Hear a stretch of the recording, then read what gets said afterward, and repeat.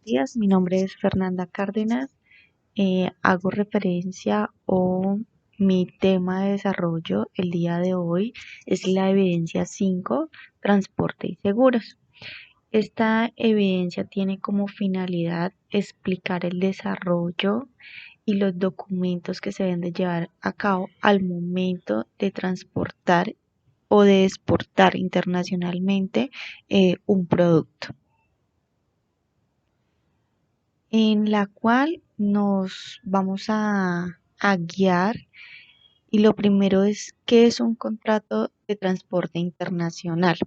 El contrato de transporte internacional hace referencia a que es un documento que se lleva a cabo entre dos o más partes.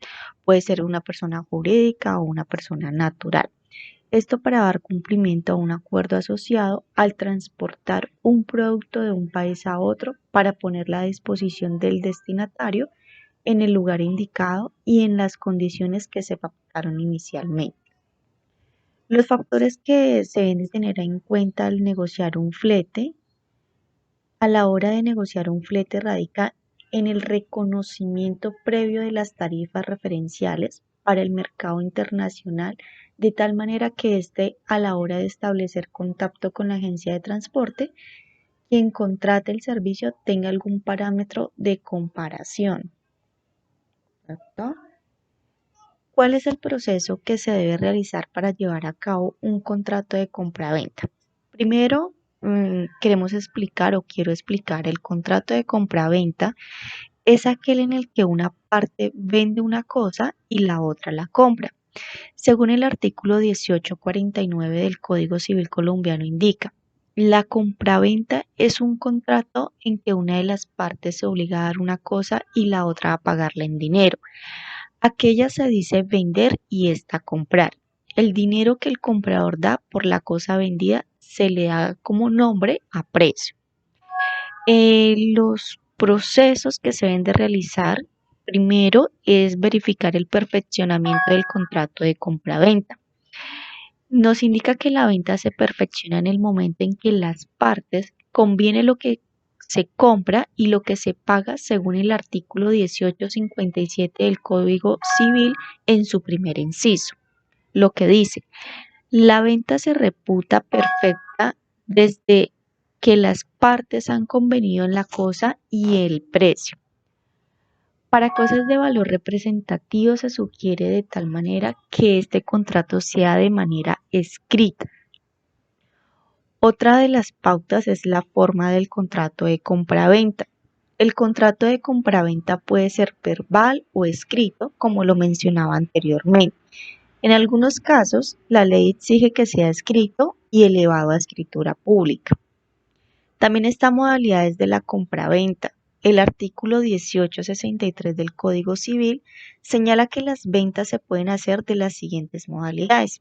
Primero, la compraventa puede ser pura y simple, que no está sujeta a condición alguna. Segundo, bajo condición suspensiva o resolutoria. Tercero, se puede establecer plazo para la entrega de las cosas o del precio. En este caso, las partes estipulan una fecha para que la cosa objeto del contrato de compraventa sea entregada y el precio sea pagado. Cuarto, puede tener por objeto dos o más cosas alternativas.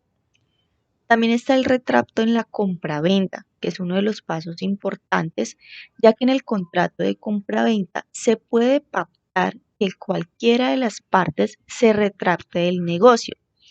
Es decir, y para ello se incluye en el contrato de compraventas lo tal llamado arras de retrato en los términos del artículo 1859 Código Civil, que nos indica, si se venden con arras, esto es dando una cosa en prenda de la celebración o ejecución del contrato. Se entiende que cada uno de los contratantes podrá retractarse, el que ha dado las arras perdiéndolas en el que las ha recibido, restituyéndolas dobladas. Naturalmente que el retracto debe hacerse antes de perfeccionar la venta. Es uno de los requisitos para este retracto de la compraventa.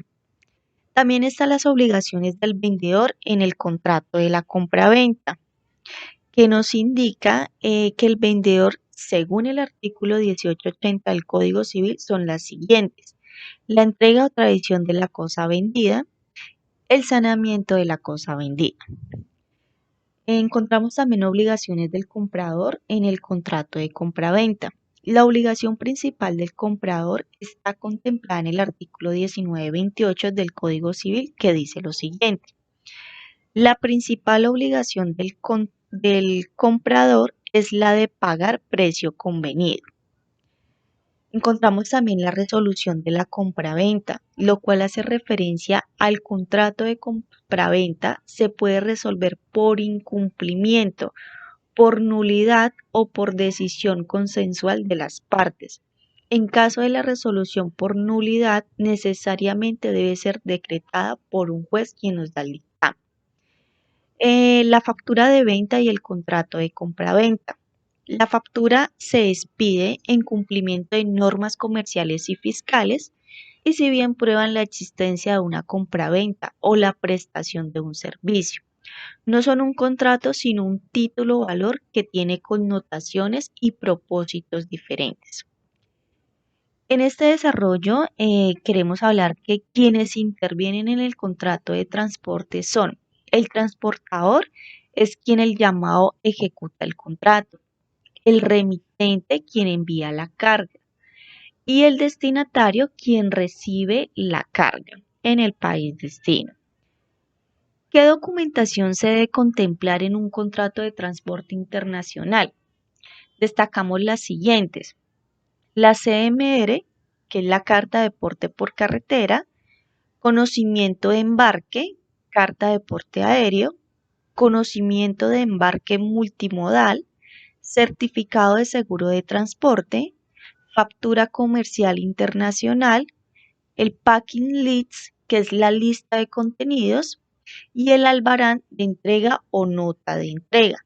Estos son los requisitos que se deben contemplar al momento de un contrato de transporte internacional.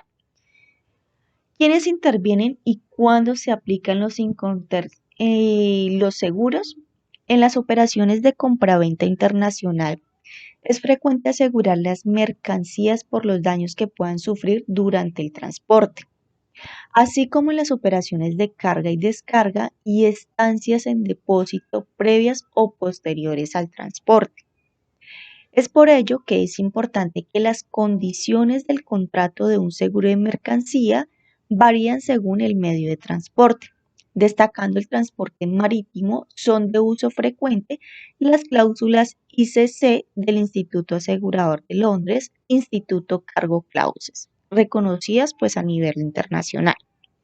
Hay dos modalidades de contratación de seguros de transporte, las cuales son llamadas las pólizas individuales, que hacen referencia a las que queda cubierta a un solo viaje. Está también las pólizas globales o flotantes, que son las que quedan cubiertas todas las operaciones del asegurado previa comunicación de la salida de la mercancía. ¿Quién contrata este seguro?